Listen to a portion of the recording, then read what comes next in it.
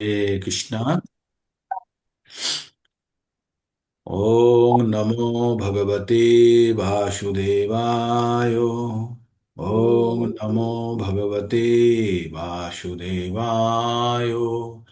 ओम नमो भगवते वासुदेवाय। ओम अज्ञानतिमिरान्धस्य ज्ञानञ्जनशलाकया चक्षुरुन्मीलितं येन तस्मै श्रीगुरुभ्ये नमः। হরে কৃষ্ণ। তো সমস্ত ভক্তবৃন্দ যারা বিভিন্ন জায়গা থেকে জয়েন করেছেন তাদেরকে আমি আবার স্বাগত জানাই। সকালবেলায় এখন 5টা 18 বাজে। এই সময় ভগবানের কথা শোনা খুব সৌভাগ্যের কথা। আর তার সঙ্গে কষ্টসাধ্যও বটে, শুধু সৌভাগ্য নয়। বিশেষ করে শীতের সময় একটু কষ্টকর, তাই আপনারা এই কষ্টটাকে উপেক্ষা করে আপনারা যে উপস্থিত হয়েছেন সেই জন্য সাধুবাদ জানাই। আর আপনাদের আহ প্রচণ্ড মানসিক শক্তির বলে এটা সম্ভব। আমরা প্রতিদিন সকালে ভগবদ গীতার কথা আমরা শ্রবণ করি, পঠন করি এবং আলোচনা করি। ভগবদ গীতা ভগবানের মুখনিসৃত বাণী। ভগবান কুরুক্ষেত্রে যুদ্ধক্ষেত্রে এই কথাগুলি অর্জুনকে বলেছিলেন। যখন অর্জুন বিষাদগ্রস্ত অবস্থায় যুদ্ধ না করার সিদ্ধান্ত নিয়েছিলেন, তখন তার ভগবান অর্জুনকে প্রকৃত জ্ঞান দিয়ে তার মোহ ভঙ্গ করেন। আর এই প্রকৃত জ্ঞান অর্জুন 5টি বিষয়ের উপরে জ্ঞান লাভ করেছিলেন। 5টি বিষয় হচ্ছে ঈশ্বর, জীব, প্রকৃতি, সময় এবং কর্ম। এই 5টি বিষয়ের মধ্যে প্রথম 4টি বিষয় হচ্ছে নিত্য, যার কোনো পরিবর্তন হয় না বা ভগবানের নিয়ন্ত্রণাধীন। আর অন্তিম বিষয় কর্মটি হচ্ছে সেটি মনুষ্যের কাছে অধিকার আছে। আসলে কর্ম কি? আমরা প্রথমে 4টে বিষয় সম্বন্ধে জানলাম। 4টে বিষয় কি? ঈশ্বর, জীব, প্রকৃতি এবং সময়।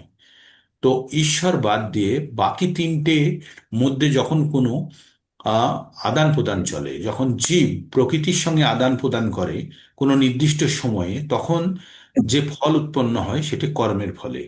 তাহলে হুম। প্রকৃতির সঙ্গে যখন জীব আদান প্রদান করার ঘটনাকে বলা হয় কর্ম।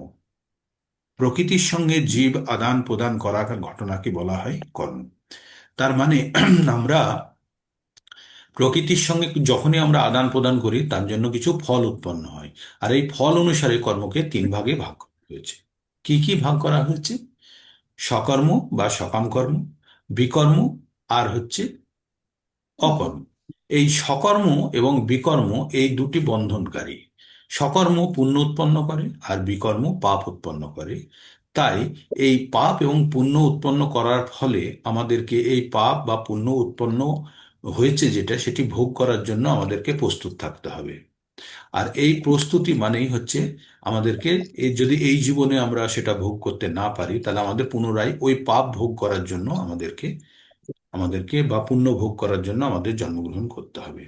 আমরা মনে করুন যদি একটা অফিসে কাজ করি, অফিসে প্রতিদিন যাই, দিনের কাজ দিনে করে চলে আসি। যদি দিনের কাজ যদি সম্পন্ন না করতে পারি, তাহলে পুনরায় আমাকে সেখানে গিয়ে ওই কাজটি করতে হবে। আপনাদের ব্যাংকে অ্যাকাউন্ট আছে বা পোস্ট অফিসে, যেখানে আপনারা যান, যদি দিনের দিন কাজটা না হলে আবার তো সেখানে যেতে হয়। তো তেমনই আমরা এই জীবনে যদি আমাদের কাজ যদি সম্পন্ন না করতে পারি, পুনরায় আমাদের এই জীবনে আসতে হবে। তাই পুনরায় যখন আসবো, আজকে বাসে গেলেন ব্যাংকে বা পোস্ট অফিসে, কালকে বাস নাও পেতে পারেন, হেঁটেও যেতে হতে পারে, বা রিক্সাতেও যেতে হতে পারে, বা সাইকেলেও যেতে হতে পারে। মানে বাহনের কোনো ঠিক নেই, তাই না? তো তেমনি আমরা এই জীবনে মানুষ হয়ে জন্মিয়েছি, কিন্তু যদি কাজ সম্পন্ন করতে না পারি, তাহলে আবার যে মানুষই হব বা কি ধরনের মানুষ হব সেটার কোনো গ্যারান্টি নেই। সেটি নির্ভর করছে আমাদের অন্তিমকালের ইচ্ছা আর আমাদের সঞ্চিত কর্মের উপরে। তাই আমাদের অত্যন্ত সতর্ক হতে হবে যে আমরা যে কোনো কাজ করার সময় আমাদের জানতে হবে যেন এই কাজটি ফল উৎপন্ন না করে। কোনো ধরনের সকাম কর্ম বা বিকর্মের ফলে উৎপন্ন ফল কিন্তু আমাদের জন্ম মৃত্যুর বাঁধনে বেঁধে ফেলবে। আর জন্ম মৃত্যুর বাঁধন কি? আমাদের প্রতিদিন, আমাদের প্রতিবার আমাদেরকে এই জন্ম মৃত্যুর চক্রে আমরা আবদ্ধ আছি কেন? কারণ এই জীবনে আমরা যদি আমাদের আমাদের সমস্ত প্রকার ইচ্ছা অনিচ্ছাকে যদি আমরা পূরণ করতে না পেরেছি, তাহলে কিন্তু পরবর্তীতে আমাদেরকে আবার জন্মগ্রহণ করতে হয়। দুটো কারণে জন্মগ্রহণ করতে হয়। এক হচ্ছে আমরা যে কর্ম করেছি কর্মের ফল ভোগ করার জন্য, আর দুই নম্বর এই জীবনে আমার প্রচুর ইচ্ছা আছে, সেই ইচ্ছাগুলোকে আমি পূরণ করতে পারলাম না। তাহলে কি হবে? তাহলেও আমাকে কিন্তু জন্মগ্রহণ করতে হবে। তো এই জিনিসটা আমাদের মাথায় রাখতে হবে যে আমরা এই জীবনে যদি আমাদের ইচ্ছা পূরণ করতে না পারি, তাহলে পরবর্তী জীবন আমাদের কিন্তু ফিক্সড। অথবা এই জীবনে কর্ম করে ফল উৎপন্ন করলাম, আর যে ফলগুলো আমরা আমরা ভোগ করার জন্য পরের জীবনের জন্য রেখে দিলাম। তাহলে কোনটি করবেন? তাই বলছে এখানে 5 নম্বর অধ্যায়ের 23 নম্বর শ্লোকে। হ্যালো, হরে কৃষ্ণা, শোনা যাচ্ছে? শোনা যাচ্ছে, জি। আপনাদের মিউট করে হ্যাঁ দিই হ্যালো। নাকি? হরে কৃষ্ণা। মিউট করা থাকলো, ইয়ার প্রভু। শুধু প্রয়োজন হলেই শুধু আপনারা অন করবেন, অথবা মিউট করা থাকবে, হ্যাঁ? তো ভগবান 5 নম্বর অধ্যায়ে 23 নম্বর শ্লোকে বলছে, একটি খুব গুরুত্বপূর্ণ শ্লোক আছে। শক্নৈতি হইব যো সম্মূঢ়ং প্রাক শরীরং প্রাক শরীর বিমোক্ষণাৎ কাম ক্রোধ উদ্ভ কাম ক্রোধোদ্ভবং বেগং যুক্ত স সুখী নর। বলছে স্বপ্নৈতি হইব য সম্মূঢ়, স্বপ্নৈতি স্বপ্নোতি হইব য ষড়ুম প্রাক শরীরং বিমোক্ষণাৎ। মানে যে সহ্য করতে পারবে, কি সহ্য করতে পারবে? এই শরীর ত্যাগের পূর্বে, যে শরীর ত্যাগের পূর্বে যে এইগুলি সহ্য করতে পারবে, কিগুলি? কাম ও ক্রোধ উদ্ভব বেগং। কাম এবং ক্রোধ থেকে উদ্ভব মানে উৎপন্ন হওয়া যে বেগগুলো আমাদের শরীরের মধ্যে আসে, সেই বেগগুলোকে যে দেহত্যাগ করার আগেই যে সহ্য করার পদ্ধতি শিখে নেবে, সে সবসময় সুখী নর, সে মনুষ্য অত্যন্ত সুখী হবে। কিভাবে সুখী হওয়া যায়? বলছে যে আমরা এই দেহ ত্যাগের পূর্বে, আমরা এই শরীর ত্যাগের পূর্বে যদি আমরা এই টেকনিকটা শিখে নিই। কি টেকনিক? এই যে কাম ক্রোধ থেকে, লোভ থেকে যে আমাদের শরীরের মধ্যে বেগ উৎপন্ন হয়, কি বেগ? এটা আমাকে পেতেই হবে, এটা আমার চাই। এই যে বেগ উৎপন্ন হবে, এই বেগকে যদি আমরা কন্ট্রোল করে ফেলতে পারি, নিয়ন্ত্রণ করতে পারি, তাহলে আমরা সুখী হতে পারবো। হুম? তো সুখ আর শান্তি দুটো আলাদা কথা। সুখ হচ্ছে বেশিরভাগই দৈহিক। সুখ হচ্ছে দৈহিক এবং ক্ষণিকের। শান্তি হচ্ছে মানসিক এবং এটা হচ্ছে মনের। হ্যাঁ, একটু বেশিক্ষণ থাকে শান্তি। অ্যাকচুয়ালি শান্তি বলে কিছু হয় না, অশান্তির অভাবকেই শান্তি বলে। যখন একটা পুকুরে ঢিল মারলে কি হয়? পুকুরের জলগুলি আন্দোলিত হয়, পুকুরের জলগুলি তখন বলা হয় অশান্ত। কিন্তু যখন কোনো ধরনের কোনো ডিস্টারবেন্স নেই, কোনো ধরনের প্রতিবন্ধকতা নেই, তখন জলটি স্থির থাকে। ওই স্থির থাকা অবস্থাটাকেই বলা হয় শান্ত অবস্থা। তো আমাদের মনের মধ্যে যখন কোনো কিছু উদ্বেগ সৃষ্টি করার মতো কোনো কিছু না থাকে, তখন আমরা সেটাকে বলি মন শান্ত আছে। কিন্তু বাইরে থেকে কোনো ধরনের ইচ্ছা অনিচ্ছা বা কোনো ধরনের অনুভূতি বা প্রয়োজন যখন আমাদেরকে বিচলিত করে, তখন আমাদেরকে বলা হয়, মনটিকে তখন বলা হয় মনটি বিচলিত হয়ে পড়ে, হ্যাঁ, অশান্ত হয়ে পড়ে। তাই আর সুখ কি? সুখ আপনাদের আগেও বলেছি, সুখ দৈহিক। বাইরে খুব গরমের মধ্যে ঘুরছেন, আহ, একদম তপ্ত রোদে 46 ডিগ্রি টেম্পারেচার, 45 ডিগ্রি টেম্পারেচার, একটি গাছের নিচে দাঁড়াতে পারলেই তখন মনে হয় ওরে বাবারে কি শান্তি, কি সুখ, তাই না? গাছের নিচে দাঁড়ালে তখন আরাম লাগে কত। কিছুক্ষণ পরে ওই আরামটা কিন্তু আর লাগে না, তখন আপনাদের মনে হয় একটু পাখা চললে ভালো হতো। গিয়ে বাড়িতে ঢুকলেন, ঢুকে পাখা, একটু ঠান্ডা জল পেলেন, ও কি সুখ, কি আরাম। কিছুক্ষণ পরেও আর ওই পাখার হাওয়া আপনাকে আর ঠান্ডা করতে পারছে না, তখন মনে হবে এসি ঘরে ঢুকতে পারলে হতো। যে এসি ঘরে ঢুকলেন, ঢুকে তখন মনে হচ্ছে আহা, কত সুন্দর। হ্যাঁ, তাই না? যে কিছুক্ষণ এসির ঘরে থাকবেন, তখন এসির সঙ্গে যখন আপনি ওই ঠান্ডা হাওয়া আপনার শরীরে লাগতে শুনুন, খুব আনন্দ লাগবে, কিছুক্ষণ সুখ লাগবে। কিছুক্ষণ পরে আপনি ওটা ভুলে যাবেন যে আপনি কোনো ঠান্ডা হাওয়ার মধ্যে আছেন, তাই না? তার মানে আমরা বিভিন্ন পরিস্থিতির মধ্যে দিয়ে যখন যাই, একটা কঠিন পরিস্থিতি, বিষম পরিস্থিতির থেকে একটু ভালো পরিস্থিতিতে গেলে, তখন আমরা সুখটা ভোগ করি, কিন্তু কিছুক্ষণ পরে আমরা সেটা ভুলে যাই, ওটা ক্ষণিকের হয়।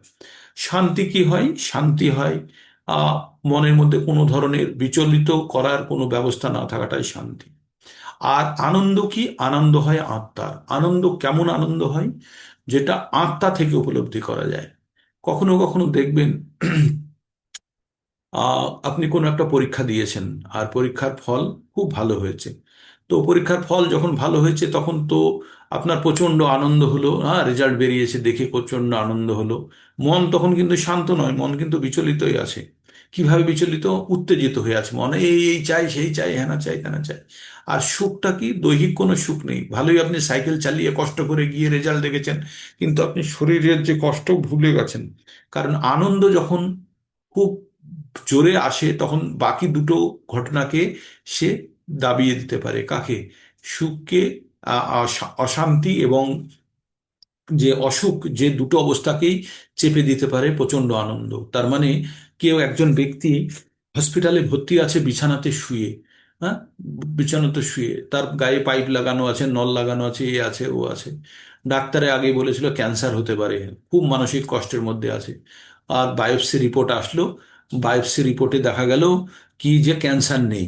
ও বিছানাতেই, হসপিটালে বিছানাতেই কষ্ট করছে, কিন্তু তখন তার মনের মধ্যে আনন্দ, কারণ বায়োপসিতে পাওয়া গেছে ওখানে ক্যান্সার নেই। তাই না? তো কোনো একটা সংবাদ বা কোনো একটা ঘটনা যখন আমাদেরকে খুব গভীরভাবে আমাদের আত্মা পর্যন্ত পৌঁছে যায়, তখন আমাদেরকে আনন্দ প্রদান করে। বা কোনো পরীক্ষা দিয়েছেন, ভালো রেজাল্ট হয়েছে, গিয়ে জানলেন, তখন খুব আনন্দ হলো। এবার কখনো কখনো ওই কথাটি মনে করেই আবার কিন্তু আপনি আনন্দ লাভ করবেন। তাই আনন্দটা স্থায়িত্ব অনেক বেশি। আর শান্তি, শান্তি মনে কোনো অশান্তি না থাকা, তাই শান্তি। আর সুখ হচ্ছে ক্ষণিকের। তাই সুখ, যে সমস্ত আমরা পড়েছিলাম, তিন ধরনের সুখ আছে। যে ধরনের সুখ প্রথমে আনন্দ দেয় এবং পরে পরে কষ্ট দেয়, সেগুলো হচ্ছে রাজসিক সুখ। হ্যাঁ, যেগুলি প্রথমে আনন্দ দেয় এবং পরে কষ্ট দেয়, সেটা হচ্ছে রাজসিক সুখ। আর যেটি প্রথমে একটু কষ্টকর কিন্তু পরবর্তী খুব আনন্দ দেয়, অনেক দেয়, সেটি হচ্ছে সাত্ত্বিক। আর যেটি প্রথমেও দেয় না, পরেও দেয় না, সেটি হচ্ছে তামসিক। এগুলো আমরা পড়েছি প্রকৃতির গুণ দ্বারা। তাহলে আমাদের আমাদের জানতে হবে, আমরা যে সমস্ত কর্ম করি, সেই কর্মগুলি আমাদের সুখ, শান্তি বা আনন্দ প্রদান করছে কিনা। এখানে তিন ধরনের কর্মের কথা বলেছি। সকাম কর্ম, সকাম কর্ম কখনো কখনো ছোটখাটো আনন্দ দেয়। বিকর্ম সবসময় মনকে খারাপ করে। প্রথমে হয়তো আনন্দ দিতেও পারে, একটা আপনি আহ কেউ একটা পশু হত্যা করছে এই ভেবে রান্না করে খাবো, এই ভাবনা চিন্তায় তখন কিছুক্ষণ হয়তো আনন্দিত থাকে, তারপরে সে পশুটিকে হত্যা করে সে খায়। আর তার প্রভাব কিন্তু শরীরে, মনে বা পারিপার্শ্বিক অবস্থার মধ্যে তার প্রভাবটা পড়ে। ঠিক? তো আমাদের আমাদের যেটা জানতে হবে, যে আমাদের যে কাজগুলো করছি সেই কাজগুলো আমাদের যেন আনন্দ প্রদান করার ব্যবস্থা করতে পারে। আর কাজের আনন্দ তখনই হবে, আনন্দ তখনই হয় যখন প্রকৃত অর্থে আমরা ভগবানের সঙ্গে যুক্ত হওয়ার চেষ্টা করি। আসলে আনন্দ হয় আত্মা থেকে, আর আত্মা যখন পরমাত্মার সঙ্গে যুক্ত হওয়ার চেষ্টা করে তাকে বলা হয় যোগ। তাহলে যোগ কাকে বলি আমরা? যোগ বলি যখন আত্মা পরমাত্মার সঙ্গে যুক্ত হওয়ার চেষ্টা করে, তখন তাকে বলি যোগ। তো আমাদের বিভিন্ন যোগের কথা আমরা পড়েছি। সাংখ্য যোগ, জ্ঞান যোগ, ধ্যান যোগ, কর্মযোগ, অষ্টাঙ্গ যোগ, এগুলো সব যোগের বিভিন্ন পদ্ধতি। কিন্তু সব শেষে যেটা জানলাম সেটা হচ্ছে আর ভক্তি যোগ। আর এই ভক্তি যোগকে আরো সুদৃঢ়ভাবে আমাদের মধ্যে স্থায়ী করার জন্য, স্থাপন করার জন্য আমাদের জ্ঞানের প্রয়োজন। তাই আমরা ভগবদ গীতার অন্তিম 6টি অধ্যায়ে আমরা জ্ঞান যোগের কথা শ্রবণ করেছি। জ্ঞান যোগের মধ্যেই আমরা প্রকৃতির 3টে গুণ সম্বন্ধে জেনেছি। এই প্রকৃতির 3টে গুণই এই জ্ঞান যোগের প্রধান ভিত্তি। এই প্রকৃতির 3টে গুণের উপরে নির্ভর করেই কিন্তু আমাদের যাবতীয় কার্যকলাপ নির্ভর করে। আর প্রকৃতির 3টে গুণ কোথা থেকে আসে? প্রকৃতির 3টে গুণ আসে আমাদের ইন্দ্রিয় সমূহ যখন প্রকৃতির সঙ্গে যোগাযোগ করে। আচ্ছা, প্রকৃতির সঙ্গে আমি আপনাদের সঙ্গে যোগাযোগ করছি, বা আপনি আরেকজনের সঙ্গে কিভাবে যোগাযোগ করেন? আমাদের ইন্দ্রিয় দ্বারা। আমাদের কতগুলো ইন্দ্রিয় আছে? আপনারা কেউ হ্যান্ড রেজ করুন, করে বলুন ইন্দ্রিয়গুলি কিভাবে প্রকৃতির সঙ্গে যোগাযোগ করে। বলুন, কেউ একজন হ্যান্ড রেজ করুন, বা কেউ একজন আনমিউট করুন, করে বলুন কিভাবে আমরা প্রকৃতির সঙ্গে, বা একজন মানুষ আর একটা মানুষের সঙ্গে কিভাবে যোগাযোগ করে। বলুন, কোন ইন্দ্রিয় কিভাবে ব্যবহৃত হয়ে যোগাযোগ করে। আনমিউট করুন কেউ। হরে কৃষ্ণা। 22 জন কানেক্টেড আছে আমাকে নিয়ে। 21 জনের মধ্যে থেকে কেউ বলুন।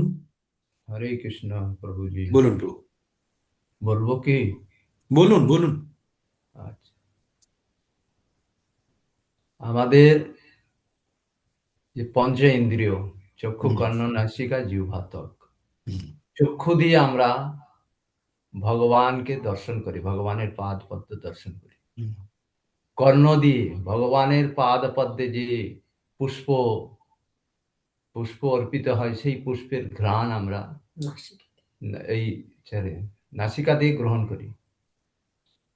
আর কর্ণ দিয়ে আমরা ভগবানের কথা, ভগবানের নাম সংকীর্তন শ্রবণ করি। হুম, চক্ষু, কর্ণ, নাসিকা, জিহ্বা, জিহ্বা দ্বারা আমরা ভগবানের প্রসাদ আস্বাদন করি। হুম, ত্বক দ্বারা ভগবানের পাদপদ্মকে আমরা স্পর্শ করি। চক্ষু, কর্ণ, নাসিকা, জিহ্বা, ত্বক, পঞ্চ ইন্দ্রিয়। ঠিক। আর কেউ কি বলবেন? আনমিউট করে বলুন যে আমরা আমাদের যে ইন্দ্রিয় সমূহ দ্বারা জড় প্রকৃতির সঙ্গে কিভাবে যোগাযোগ করি। এইটা বলুন। প্রভু বললেন যে ইন্দ্রিয়গুলির ব্যবহার কি করা উচিত।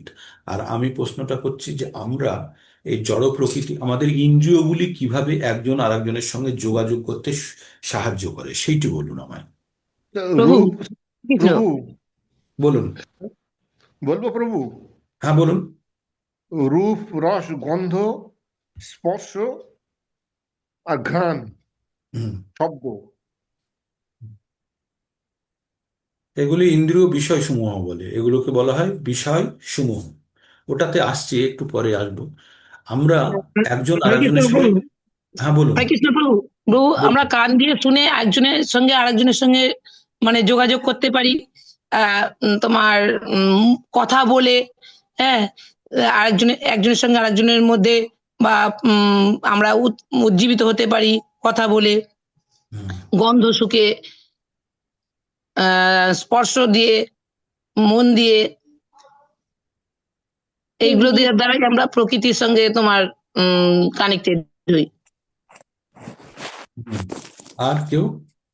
প্রভু, আমাদের পঞ্চ ইন্দ্রিয়ের যে কোনো ইন্দ্রিয়ের মাধ্যমে হুম, আমাদের আম, আমাদের যে অনুভূতি প্রথমে মনে যায়, মন হুম, থেকে বুদ্ধিতে যায়, হুম, বুদ্ধিতে তথ্য ভাণ্ডার আছে, হুম, সেখানে সেটা বিশ্লেষণ হয়, হুম, তারপরে তথ্য ভাণ্ডার থেকে বুদ্ধি সেটা সেই খবরটা মনকে পাঠায়, হুম। মনের মাধ্যমে আমরা আমাদের বহিরিন্দ্রিয়, আমাদের কর্মেন্দ্রিয়ের মাধ্যমে সেই কর্মটা আমরা সম্পাদন করি। একদম ঠিক। এই জিনিসটা আমি জানতে চাইছিলাম আপনাদের থেকে, যে আমাদের দুই ধরনের ইন্দ্রিয় আছে, একটি হচ্ছে জ্ঞান ইন্দ্রিয় আর একটা হচ্ছে কর্মেন্দ্রিয়। তো জ্ঞান ইন্দ্রিয় দিয়ে আমরা খবরটা নিই, আমাদের মন পর্যন্ত যায়, মন সেটিকে বুদ্ধির কাছে পৌঁছায়, বুদ্ধি তার তথ্য ভাণ্ডার থেকে, অহংকার থেকে নিয়ে সেটিকে বিশ্লেষণ করে, বিশ্লেষণ করার পরে আবার মনকে খবর দেয় যে কর্মেন্দ্রিয়কে দিয়ে এই কাজটি করাও, তখন কর্মেন্দ্রিয় সেই কাজটি করে।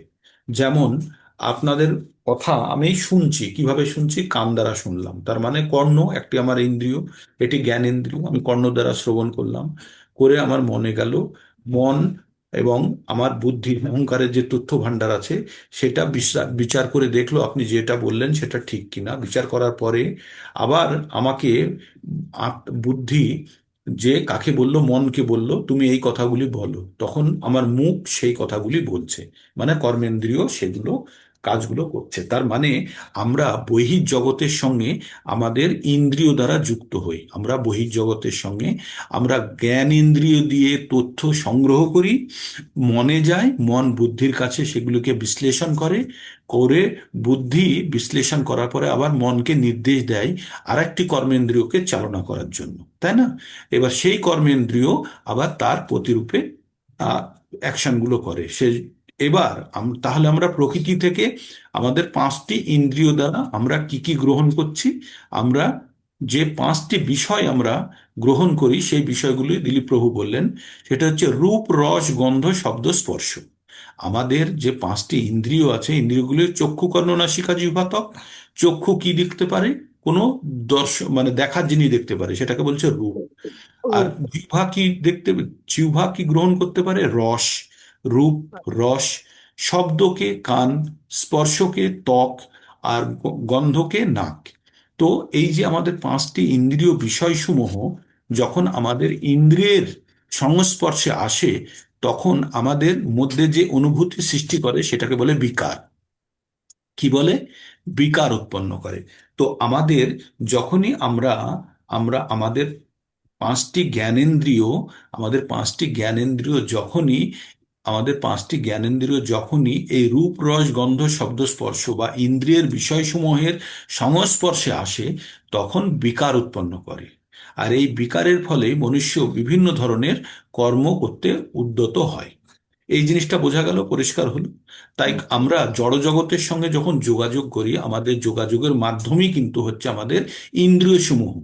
যদি আমার চোখ বন্ধ করে দেওয়া হয়, আমার কান বন্ধ করে দেওয়া হয়, নাকে যদি কাপড় শুকানো ক্লিপ লাগিয়ে দিই, তাহলে আমি কিছু শুনতে পাবো না, দেখতে পাবো না, বুঝতে পারবো না। আর তার সঙ্গে যদি জিহ্বার উপরে সেলো টেপ লাগিয়ে দিই, তাহলে আমি কিছু খেলেও বুঝতে পারবো। আমার কাছে স্বাদ কিন্তু আমাদের জিহ্বাতেই সীমিত। গলার নিচে কোনো খাবার বা কোনো আহার চলে গেলে সেই আহারের আমরা স্বাদ গ্রহণ করতে পারি না, সেটা শুধু জিহ্বাতেই যতক্ষণ থাকে ততক্ষণই পাই। তার মানে কাউকে যদি নল দিয়ে গলার নিচ পর্যন্ত যদি কোনো সব থেকে মিষ্ট খাবার যদি সেটাও ঢুকিয়ে দেয়, তাও যেমন লাগবে, বিষ দিলেও যেমন লাগবে, আর তেতো বা ঝাল দিলেও সেই একই রকম লাগবে। ঠিক। তার মানে আমাদের যে কোনো স্বাদ গ্রহণ করে জিহ্বা, কোনো শব্দ মধুর না কষ্টদায়ক সে সঙ্গীত গ্রহণ করে কান, আর ঠান্ডা না গরম সেটা অনুভব করে আমাদের স্পর্শ বা আমাদের ত্বক, আর সুন্দর বা কুৎসিত বা আহ, যে জিনিসটা দেখে সেটা হচ্ছে চোখ। তো এইভাবে আমাদের বিভিন্ন ইন্দ্রিয়গুলি দেখে। এইবার এই ইন্দ্রিয় সমূহ যখন প্রকৃতির সংস্পর্শে আসে, তখন আমাদের মধ্যে বিকার উৎপন্ন হয়। তাহলে এই সংস্পর্শ থেকে আসা থেকে বিরত রাখতে কি করতে হবে, সেই কথাগুলি মনমোহন প্রভু বলেছিলেন, যে সেটাকে বিরত রাখার জন্য কি। কারণ আমাদের কোনো ইন্দ্রিয়কে বিরত রাখা যাবে না, কোনো কাজ থেকে বিরত। যেমন মন কখনো খালি থাকতে পারে না। আমি বলি না, একটা বোতল কখনো খালি থাকে না, তার ভিতরে খালি মানে তার ভিতরে হাওয়া ঢুকে আছে। কিন্তু হাওয়া, তো আমাদের মন খালি মানে জড়জাগতিক ভোগ করার ইচ্ছা নিয়ে বসে আছে। তাই এই জড়জাগতিক ভোগের ইচ্ছা থেকে যদি আমাদের মনকে বিরত করতে হয়, তাহলে আরো উন্নত মানের কিছু তাকে দিতে হবে, তাই না? একটা বাচ্চা একটা খেলনা নিয়ে খেলছে, তাকে যদি আরো ভালো খেলনা না দিলে সেই আগের খেলনাটা কিন্তু আপনাকে ফেরত দেবে না, তাই তো? তো আমাদের মনের মধ্যে যে যে ইচ্ছাগুলো এখন বর্তমানে আছে, তার থেকেও যদি ভালো আরো উচ্চ দরের কোনো ইচ্ছা যদি আপনাকে দেওয়া যায়, বা উচ্চ দরের যদি কোনো ওই পঞ্চ ইন্দ্রিয়কে সন্তুষ্ট করার জন্য কোনো যদি পদার্থ বা কোনো বস্তু দেওয়া যায়, তাহলে কিন্তু সে সন্তুষ্ট হবে। তাই আমাদের ইন্দ্রিয়গুলিকে যদি আমরা এনগেজ রাখি, যদি ব্যস্ত রাখি, তাহলে এই জড়জাগতিক ঘটনার সঙ্গে সে যুক্ত হতে চাইবে না। তাই বলছে জিহ্বা দ্বারা আমাদের ভগবানের প্রসাদ আস্বাদন করাতেই সীমিত থাকতে হবে। আমাদের মুখ দ্বারা আমাদের হরিনামের মধ্যে আমাদের থাকতে হবে, যাতে অন্য কোনো কুশব্দ বা খারাপ শব্দ না হবে। কান দ্বারা আমরা ভগবানের নামই শ্রবণ করব, কোনো হিন্দি গান বা কোনো নিউজের হেডলাইন্স আমরা শ্রবণ, তাহলে কি হবে, মন আর বিচলিত হবে না। হুম। আর আমরা কি করব? চোখ দ্বারা ভগবানের শ্রী চরণ দর্শন করব। হ্যাঁ, ভগবানের শ্রী চরণ দর্শন করব। নাক দ্বারা ভগবানের আমরা কি করব? ভগবানের পায়ে চরণে অর্পিত পুষ্পের ঘ্রাণ নেয়ার চেষ্টা করব। তারপরে আমরা কি করব? আমরা পা দ্বারা কি করব? আমাদের হাত দ্বারা ভগবানের চরণ স্পর্শ করব। পা দিয়ে তীর্থক্ষেত্র ভ্রমণ করব। তো আমাদের বিভিন্ন ইন্দ্রিয় সমূহকে যখন আমরা ভগবানের জন্য উদ্দেশ্যে ব্যবহার করব, তখন তার মধ্যে আর কোনো বেগ উৎপন্ন হবে না। ওই যে শ্লোকটি পড়লাম কিছুক্ষণ আগে, স্বপ্নতি হইব যো সম্মূঢ়, স্বপ্নতি হইব যো সৌড়ুম প্রাক শরীরং বিমর্শনাৎ। যে শরীর ত্যাগ করার পূর্বেই আমাদের কিন্তু এই টেকনিকগুলো শিখে নিতে হবে। কি টেকনিক? যে কিভাবে আমরা আমাদেরকে নিজেদেরকে নিয়ন্ত্রণ করব।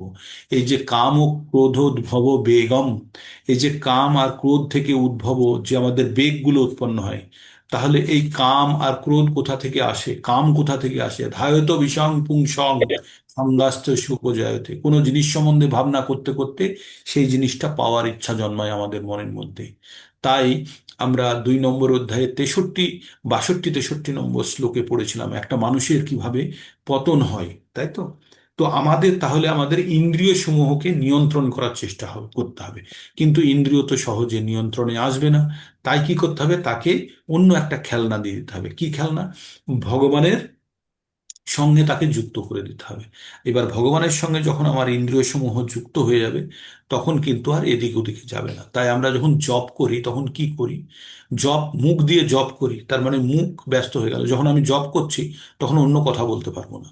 আর কান দিয়ে সেটাকে আবার শ্রবণ করি, আর কান দিয়ে সেটাকে আমরা শুনতে থাকছি, তার মানে আমার দুটো দুটো ইন্দ্রিয় আমার ব্যস্ত হয়ে গেল। এক হচ্ছে মুখ, কর্মেন্দ্রিয়, আর হচ্ছে আমাদের আর আর একটা জ্ঞানেন্দ্রিয় কর্ণ ব্যস্ত হয়ে গেল। এইবার এবার আচার্যগণ কি বলছেন?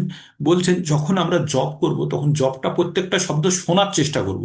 শুনে যদি আমরা জপ করে হরে কৃষ্ণ কৃষ্ণ কৃষ্ণ হরে হরে, হরে রাম রাম রাম হরে, কন্টিনিউয়াস পাগলের মতো বলে যাচ্ছি, কিন্তু যদি আমি শ্রবণ না করি, শ্রবণ করলে তার ডবল ফল। কারণ আমরা হরিনাম শ্রবণ করাও যতখানি মানে আমাদের পারমার্থিক উন্নতির জন্য সাহায্য করে, আমাদের হরিনাম উচ্চারণ করাও ততখানি। কিন্তু যখন আমি উচ্চারণ করে যখন শ্রবণ করছি তখন দুটো ফল পাই আমি। শোনার ফল পাচ্ছি, আর একটা উচ্চারণ করার পড়ছি। আর তাতে আর একটা জিনিস কি হচ্ছে, মন এদিক ওদিকে দৌড়বে না তখন। মনকে বারবার টেনে এনে খুঁটিতে বাঁধতে হবে, আর তাকে শ্রবণ করাতে হবে জবরদস্তি, ইচ্ছা করেই। তবেই মন নিয়ন্ত্রণে আসবে, তাই না? তো এইভাবে আমরা যখন ভগবানের পবিত্র নাম যখন আমরা বারবার শ্রবণ করব, আর তাতে কি হবে, আমাদের ধীরে ধীরে আসক্তি তৈরি হবে। হ্যাঁ, ধীরে ধীরে আসক্তি তৈরি হবে, রুচি বাড়বে, আর কি হবে, আমাদের নিষ্ঠা চলে আসবে, বিশ্বাস চলে আসবে। তো আমরা ভক্তির কটা স্টেজ জেনেছিলাম। প্রথমে আমরা জেনেছিলাম শ্রদ্ধা। প্রথমেই আমাদের শ্রদ্ধা থাকতে হবে, বিশ্বাস থাকতে হবে, তীব্র বিশ্বাস যে না, আমরা যে পদ্ধতিটা অবলম্বন করছি সেটি ঠিক, ভগবদ গীতায় যেটা লেখা আছে সেটি সত্য, ভগবান কৃষ্ণ চরম সত্য। এই জিনিসগুলোর প্রতি আগে শ্রদ্ধা হতে হবে, আর শ্রদ্ধার পরেই কি হবে, তখনই আরো জানার ইচ্ছা হবে, তখন সাধু সঙ্গ। দেখুন, আমরা প্রকৃতির সঙ্গে যখনই ইন্টারাক্ট করি, আমরা 5টি ইন্দ্রিয় দিয়ে আমরা প্রকৃতির সঙ্গে যোগাযোগ করছি। কি কি? চক্ষু, কর্ণ, নাসিকা, জিহ্বা, ত্বক। এবার এই প্রকৃতি থেকে যখন আমরা কোনো ধরনের জিনিস গ্রহণ করি, কিভাবে গ্রহণ করি আমরা? দেখুন, কর্ম ইন্দ্রিয় আর জ্ঞানেন্দ্রিয়। কর্মেন্দ্রিয় দিয়ে শুরু কিন্তু আমাদের তথ্য পৌঁছয় আমাদের, কিন্তু কর্মেন্দ্রিয় দিয়ে কিন্তু আমরা সেই কাজগুলোকে করি। তো জ্ঞানেন্দ্রিয় দিয়ে আমাদের মনের কাছে তথ্য পৌঁছয়, আর কর্মেন্দ্রিয় দিয়ে সেই কাজগুলো করি। তাহলে আমাদের ইন্দ্রিয় সমূহকে আমরা প্রকৃতির সঙ্গে কিভাবে ব্যস্ত রাখবো, এই জন্য বলছে, যখনই আমরা যখনই আমরা এই 5টি ইন্দ্রিয়র মধ্যে জিহ্বা হচ্ছে প্রধান, যে হচ্ছে আমাদের স্বাদের জন্য, খাদ্য গ্রহণের জন্য সবসময় আমাদেরকে আমাদেরকে মানে তাড়িত করে, আমাদেরকে চালনা করে, বা লোভ জন্মায়, আমাদের জিভে জল চলে আসা বলে। তাই জীবকে যদি আমরা ভগবানের প্রসাদে যদি কন্ট্রোল করাই, যদি আমরা যে জিনিস আমরা প্রকৃতি থেকে গ্রহণ করব সেই রকমই গুণ আমাদের মধ্যে উৎপন্ন হবে, তাহলে আমরা সাত্ত্বিক খাবার খেলে সাত্ত্বিক গুণ হবে, রাজসিক খাবার খেলে রাজসিক হবে, তামসিক খেলে তামসিক হবে। তাহলে জিহ্বা আর আমরা যে কোনো খাবার খাই, শুধু আমাদের স্বাদ গ্রহণের ইচ্ছা আমাদের খাদ্য গ্রহণের বেশি চালিত করে। স্বাদ গ্রহণের ইচ্ছা তীব্রভাবে আমাদের খাদ্য সিলেকশনে সাহায্য করে, বা মানে পছন্দ করতে সাহায্য করে স্বাদ, তাই না? আমাদের খিদে লেগেছে পেটে, যে কোনো খাবার দিলেই কিন্তু পেট সন্তুষ্ট হবে, যাতে protein, vitamin, minerals, carbohydrate, fat সবই আছে। কিন্তু টেস্টি খাবার যেটা, সেটা টেস্টটা নির্ধারণ করে কে? জিহ্বা। আর জিহ্বাই বারবার বলে ফুচকা খাবো না আচার খাবো, হ্যাঁ, ফুচকা খাবো না আচার খাবো, এগুলো কে বলে? জীব মনকে বলে। তাহলে আমাদের জিহ্বাকে যদি আমরা নিয়ন্ত্রণ করতে না পারি, তাহলে কিন্তু আমরা এদিক ওদিকে আমরা খাদ্য গ্রহণ করবো, আর সেই খাদ্যই কিন্তু আমাদের আমাদের তামসিক বা রাজসিক গুণে চালিত করবে। তাই আমাদের কি করতে হবে? জিহ্বা দ্বারা ভগবানের প্রসাদ গ্রহণ করতে হবে। আর 4টে আমাদের ইন্দ্রিয় রয়ে গেল, চক্ষু, কর্ণ, নাসিকা। চক্ষু, কর্ণ, নাসিকা আর ত্বক, এটির দ্বারা আমরা কিন্তু সাধু সঙ্গ করব। এই চক্ষু, কর্ণ, নাসিকা আর ত্বক দ্বারা আমরা সাধু সঙ্গ করব, আর অন্য কিছু করব না। তাহলে আমাদের দুটো জিনিস, একটি হচ্ছে আহার আর একটি হচ্ছে সঙ্গ। এইটির দ্বারা আমাদের 5টি, আমাদের যে জ্ঞানেন্দ্রিয় বা পাঁচটি কর্মেন্দ্রিয় আমাদের কিন্তু ব্লক হয়ে গেল। তাহলে কিন্তু আমরা আর বাইরের বাইরের অন্য ধরনের মানে কুসঙ্গ বা অসঙ্গে আমরা বিচলিত হব না। তাহলে আমাদের মধ্যে শতগুণ উদ্ভব করতে গেলে আমাদের কি করতে হবে? আহার এবং সঙ্গ, এই দুটো কেন গুরুত্বপূর্ণ? সঙ্গের কারণে আমরা সঙ্গ থেকে শুনি, শ্রবণ করি, সঙ্গ থেকে আমরা সঙ্গর সঙ্গে কথা বলি, সঙ্গ থেকে আমরা আহ তাদের সঙ্গ করার ফলে কি হয়, তাদের থেকে জ্ঞান লাভ করি, এবং কিভাবে সেই জ্ঞানের ব্যবহার করতে হয় সেগুলো আমরা সেখান থেকে শিখতে পারি, তাই না? তাহলে আমরা কোনো খারাপ জিনিস শেখার পরিবর্তে সাধু সঙ্গ করলে আমরা অবশ্যই ভালো জিনিসটা শিখব, এবং সেই ভালো জিনিসটার অভ্যাস করার ফলে আমরা কি করব, যে সাধু প্রথমে তাহলে শ্রদ্ধা, তারপরে আমাদের কি হলো, সাধু সঙ্গ হলো।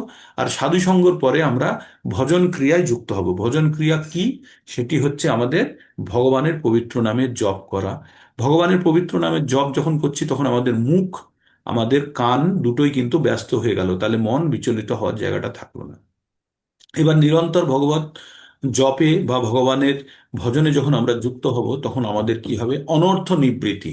ধীরে ধীরে আমাদের মনের মধ্যে অনর্থ, যেগুলোর অর্থ নেই, যেগুলো আমাদের জীবনে বেশি মূল্য রাখে না, সেই জিনিসগুলোর প্রতি আমাদের ইচ্ছা কম হতে থাকবে। কিভাবে কম হতে থাকবে?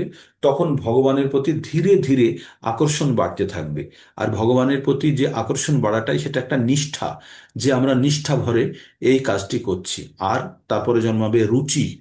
রুচি, এটা করতে আমার ভালো লাগছে। যেমন বলে না, জ্বর হওয়ার পরে মুখে রুচি নেই, তো তেমনি এই যে আমরা এই কাজগুলো করছি, এক হচ্ছে জবরদস্তি করার, আর একটা হচ্ছে ইচ্ছা। কিছু বাচ্চা স্কুলে যেতে চায় না, হ্যাঁ, কিন্তু পড়াশোনা করে, কিন্তু যাওয়ার ইচ্ছা কম। আর কিছু বাচ্চা স্কুলে যাওয়ার জন্য পাগল এবং গিয়ে খুব ভালো পড়াশোনা করে। দুই ধরনের বাচ্চাই হয়তো জীবনে ভালো ফল করতে পারে, কিন্তু একজনের রুচি খুব বেশি, কার? স্কুলে যাওয়ার জন্য, তাই না? তো আমাদের এই রুচি ধীরে ধীরে উৎপন্ন হবে কখন? যখন আমরা এই প্রথমে আমরা শ্রদ্ধা নিয়ে সাধুসঙ্গ করব, তারপরে ভজন ক্রিয়ায় যুক্ত হব, তখন আমাদের মনের মধ্যে থেকে অনর্থ, যেগুলোর কোনো অর্থ নেই, সেগুলো থেকে আমাদেরকে মুক্ত হতে শুরু করব। তারপরে আমাদের মনের মধ্যে আসবে নিষ্ঠা, রুচি, তারপরে আসক্তি। আর যে আসক্তি এসে যাবে তখন মনে হবে যে এটা ছাড়া আর বাঁচা যাবে না। ওই যে শূন্য এতাং জগৎ সর্বং গোবিন্দ বিরহে নামে, সকালে আমরা পড়ি না যে সমস্ত জগৎ মনে হবে শূন্য ভগবান ছাড়া। শূন্য এতাং জগৎ সর্বং গোবিন্দ বিরহে, গোবিন্দ ছাড়া যেন আমার জগৎ শূন্য। আর এই অবস্থা তখনই আসবে যখন আমরা আমাদের মনের মধ্যে আসক্তি জন্মে গেছে। যেমন আসক্তি মানে, যেমন বলে না মদাসক্ত, মানে কোনো জিনিসের প্রতি যখন কেউ আসক্ত হয়ে যায় সেই জিনিসটা ছাড়া বাঁচতে পারে না। কোনো ধরনের নেশা, ধরুন সে যে যারা মদ খায়, গাঁজা খায় তারা, বা বিড়ি খায়, বা কখনো কখনো চাও, যারা নেশাগ্রস্ত তারা ওই জিনিসটা ছাড়া কখনো, যাই হোক, তাদের ওই জিনিসটা লাগবে, তাই না? তো তেমনি যখন আমরা ভগবানের প্রতি আসক্ত হয়ে যাব, আমরা যে যে অবস্থাতেই থাকি না কেন প্রত্যেকটা মুহূর্তেই মনে হবে যে ভগবান যেন আমাদের সঙ্গে যুক্ত হয়ে থাক। তাই মনে হবে না? আহ, কি বলছে ওখানে? যুগায়িতাং নিমিষেন চক্ষুষা প্রাবিশায়িতাং শূন্য ইতাং জগৎ সর্বং গোবিন্দ বিরহে নামে। তাই যখন আমরা এই ধরনের আসক্তি তৈরি হয়ে যাবে তখন এক সেকেন্ডের জন্য তাকে না দেখা পেলে আমাদের মন ব্যাকুল হয়ে উঠবে। হ্যাঁ, শূন্য ইতাং জগৎ সর্বং গোবিন্দ। আর নিমেষেনা যুগায়িতাং নিমেষেনা, মানে একটা নিমেষ, চোখের পলক পড়াটাকে নিমেষ বলে। এই যে চোখের পলক ফেললাম খুললাম, এটাকে এক নিমেষ বলে। তাই এই চোখের পলকের সময় যে ভগবানকে দেখা যাচ্ছে না, তাই মনে হচ্ছে যেন সে এক যুগ তাকে দেখেনি। তাহলে তার মনের মধ্যে কি রকম ভাব উৎপন্ন হলে এটা সম্ভব? তো সেই কথাই বলছে যে আমরা জড় জগতের সঙ্গে আমরা কিভাবে যুক্ত হই? আমাদের ইন্দ্রিয় সমূহের দ্বারা। তাই ইন্দ্রিয়গুলিকে আমরা যদি নিয়ন্ত্রণ না করতে পারি তাহলে কিন্তু আমাদের পারমার্থিক উন্নতি হবে না। আর এই ইন্দ্রিয় সমূহকে নিয়ন্ত্রণ করতে গেলে কি ধরনের, কারা নিয়ন্ত্রণ করতে পারে? যারা ব্রাহ্মণ শ্রেণীতে আছে। ব্রাহ্মণের গুণ কি? সম দম তপ শৌচং। সম মানে মনকে কন্ট্রোল করতে পারে যে, দম মানে ইন্দ্রিয়কে দমন করতে পারে যে, তপ মানে তপস্যা করতে পারে যে, তপ শৌচং যে পবিত্রতা মেনটেন করতে পারে। সম দম তপ শৌচং ক্ষান্তির মানে যে ধৈর্য রাখতে পারে। আর্যবং যার ভিতর আর বাইরেটা সরল। সম দম তপ শৌচং ক্ষান্তির আর্যবং।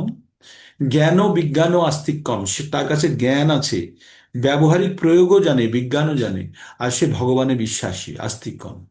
ব্রহ্মকর্ম স্বভাবজন, এই কাজগুলি হচ্ছে ব্রাহ্মণের কাজ।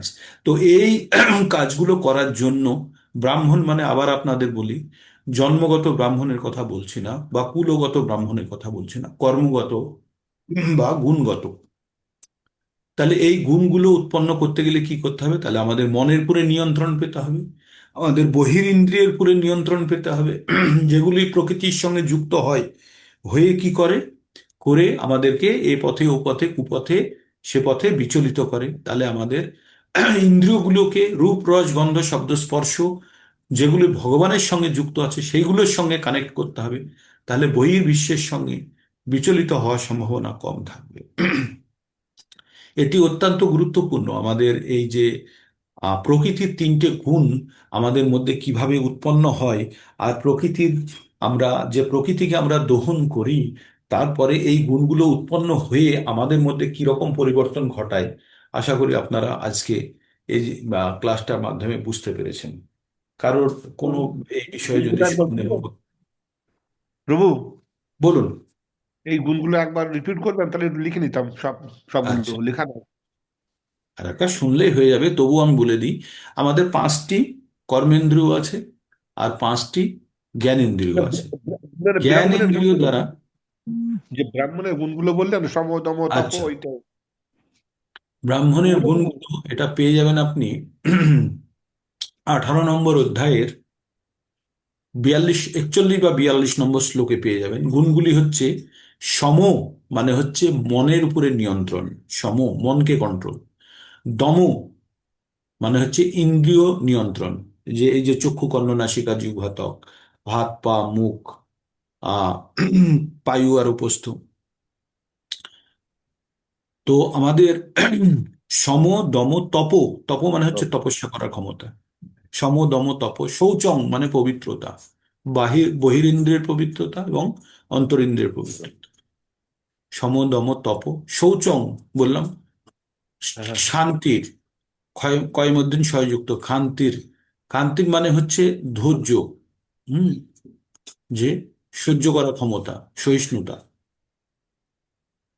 তার আর্যবম মানে হচ্ছে সরলতা, যার ভিতরটা বাইরেটা একই রকম, সরলতা, যে সে মনে এক কথা বলে আর বাইরে এক কথা বলে তা নয়, শান্তির আর্যবম। জ্ঞানও, জ্ঞান মানে হচ্ছে শাস্ত্র সম্বন্ধে জ্ঞান, ফিজিক্স কেমিস্ট্রি বায়োলজির কথা বলছে না, শাস্ত্র জ্ঞানের কথা বলছে। বিজ্ঞানও মানে সেই জ্ঞানের আবার প্রয়োগ জানে, সে কি জানে, সেই জ্ঞানের প্রয়োগ জানে, বিজ্ঞান। ভগবদ গীতা জ্ঞান না বিজ্ঞান, ভগবদ গীতা বিজ্ঞানের প্রয়োগ আছে, হ্যাঁ। তো এর প্রয়োগ কে করেছেন? সবচেয়ে বড় বিজ্ঞানীকে, চৈতন্য মহাপ্রভু এই জ্ঞানের প্রয়োগ করেছেন। অর্জুন এই জ্ঞানের প্রয়োগ করেছেন। তো জ্ঞান ও বিজ্ঞান, আস্তিকম, আস্তিকম মানে ঈশ্বরে যারা বিশ্বাসী, আস্তিক। আর নাস্তিক দুই ধরনের কথা হয়, যারা ঈশ্বরকে বিশ্বাস করে না তাদেরকে নাস্তিক বলা হয়, কিন্তু ব্রাহ্মণের গুণ হতে হবে আস্তিক। তাহলে কটা হলো? 9টা গুণ হলো না? হ্যাঁ, সম, এক, দম, তম তপ তপ, নটা নটা। শৌচম, সূর্যং ক্ষান্তির, শান্তি আর্জবম, অর্জুন জ্ঞান, জ্ঞান বিজ্ঞান, বিজ্ঞান আস্তিকম। আস্তিকম। এইগুলোকে বলছে ব্রহ্মকর্ম স্বভাবজম, এগুলো হচ্ছে ব্রাহ্মণের কাজ। ঠিক। তো তাহলে আমাদের ধীরে ধীরে আমাদের কিন্তু ব্রাহ্মণ শ্রেণীতে উন্নীত হতে হবে, আমাদের আরাধ্য মানে ঈপ্সিত ফল লাভের জন্য। আমাদের যদি গুণাতীত অবস্থায় যেতে হয়, তাহলে আমাদেরকে ব্রাহ্মণ শ্রেণীতে উন্নীত হতে হবে, আমাদের মধ্যে এই গুণগুলি ধীরে ধীরে আনতে হবে। তবেই আমরা প্রকৃতির 3টে গুণের ঊর্ধ্বে যেতে পারবো। আর প্রকৃতির 3টে গুণের ঊর্ধ্বে না যেতে পারলে গুণাতীত অবস্থা হবে না। আর প্রকৃতির 3টে গুণের ঊর্ধ্বে যাওয়ার জন্য দুটো রাস্তা আছে। একটা হচ্ছে ক্রমান্বয়ে, তম থেকে রজ, রজ থেকে শত, শত থেকে গুণাতীত অবস্থা। এইভাবে জন্ম জন্মান্তরের ফলে হতে পারে। আর আর একটা হতে পারে, যদি ব্রহ্মাণ্ড ভ্রমিতে কোনো ভাগ্যবান জীব গুরু কৃষ্ণ প্রসাদে পায় ভক্তিলতা বীজ, যদি কোনোভাবে কোনো ব্রাহ্মণ বা বৈষ্ণবের বা গুরুর কৃপা আপনি পেয়ে যান, পেয়ে যদি কৃষ্ণ ভাবনার মধ্যে যদি এসে যেতে পারেন, সম্পূর্ণরূপে, মিথ্যে নয় সত্যিভাবে, তাহলে কিন্তু আপনি এই 3টে গুণের ঊর্ধ্বে চলে যেতে পারবেন। তিনটে গুণের, তখন আর জন্ম জন্মান্তরের জন্য আমাদেরকে অপেক্ষা করতে হবে না, যে পর্যায়ক্রমে আমরা উন্নতি করতে করতে আসছি। আর দেখুন, কালকে বা পরশুদিন দিলীপ বিশ্বাস প্রভু পড়ছিলেন যে প্রাণীকুলের কিভাবে উন্নতি হয়, জলজ, তারপরে স্থাবর, তারপরে জঙ্গম, পশু পাখি, পশু, মনুষ্যের মধ্যে আহ নরাধম।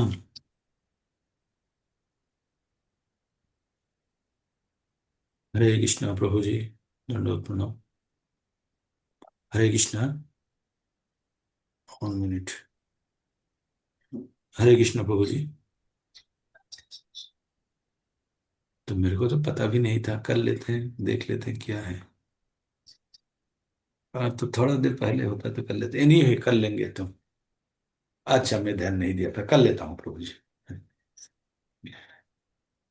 अच्छा, ठीक है कर लूंगा। ठीक है कर लूंगा। हाँ कर लूंगा, ठीक है। ठीक है, ओके। ओके प्रभु जी। ओके प्रभु जी।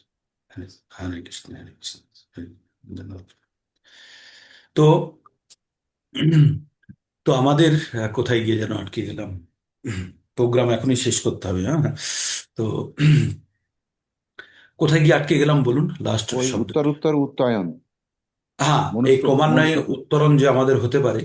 তো এবার মনে করুন, সত্যি করে এবার ভাবতে থাকুন যে এই বিভিন্ন মানুষের মধ্যে এবার উত্তরণ হচ্ছে, কখনো শূদ্র, তারপরে বৈশ্য, তারপরে ক্ষত্রিয়, তারপরে ব্রাহ্মণ। এইবার এইবার আপনি গুণাতীত অবস্থায় যাবেন। প্রকৃত অর্থে কেউ ব্রাহ্মণ কুলে জন্মগ্রহণ করেছে, তার মধ্যে সব গুণগুলি আছে। এবার আমি, আপনি সবাই মিলে যে যে অবস্থাতেই থাক, এবার গিয়ে সবাই যদি আমরা যদি গুণাতীত অবস্থায় যাই, তাহলে যে যে ব্রাহ্মণ কুলে আছে বর্তমানে, সে কতগুলো জন্ম নষ্ট করে এসে তবে কৃষ্ণ ভাবনায় আসছে। আর কেউ ডাইরেক্ট সোজাসুজি পৌঁছে যাচ্ছে তো, যারা অব্রাহ্মণ আছে, মানে কোয়ালিটির অনুযায়ী আমি বলছি, এগুলো জন্মগত নয়, তারা কিন্তু সরাসরি এই কৃষ্ণ ভাবনায় এসে তারা গুণাতীত অবস্থায় পৌঁছে যাচ্ছে বা ব্রহ্মভূত অবস্থায় পৌঁছে যাচ্ছে। তো এটি আমাদেরকে আহ নিজেদেরকে নিয়ন্ত্রণে রাখতে হবে। আর আজকে এখানে আমি শেষ করব। ওই আবার ওখানকার প্রোগ্রামের জন্য একটু বলেছে, তো সেই প্রোগ্রামটাকে আমরা একটু দেখে নেব, ঠিক আছে? তো আপনারা সবাই ক্যামেরা যারা যারা পারবেন অন করুন, একটা স্ন্যাপশট হয়ে যায়। আর কারো যদি কোনো প্রশ্ন থাকে, প্রশ্ন আজ আর প্রশ্ন উত্তর করা যাবে না, রেকর্ডিংটা আপনারা শুনুন, বারবার শুনুন, মনের মধ্যে বাজান এই কথাগুলো, যে এই লার্নিংটা আমাদেরকে কিন্তু অ্যাডপ্ট করতে হবে। প্রথমে ভালো লাগবে না, শুষ্ক লাগবে, কিন্তু এই লার্নিংটা আমাদের মধ্যে বসাতে হবে, তবেই কিন্তু আমাদের হবে, হ্যাঁ। হরে কৃষ্ণ কৃষ্ণ কৃষ্ণ হরে হরে, প্রভুজি হরে রাম ক্লাস রাম রাম। শেষেই রেকর্ডিংটা দিয়ে দেওয়া যায় না প্রভুজি? হ্যাঁ, ক্লাস শেষেই রেকর্ডিংটা দিয়ে দেওয়া যায় না প্রভুজি? হ্যাঁ দিয়ে দেবো তো, এক্ষুনি দিয়ে দেবো। হুম। এটা সময় লাগে, এটা সেট হতে একটু সময় লাগে, ও আচ্ছা। সেই জন্য সঙ্গে সঙ্গে দেওয়া যায় না। যেদিন লাইভ ক্লাস হলে করা যায়, এটা লাইভ নয় তো। ঠিক আছে, হরে কৃষ্ণ।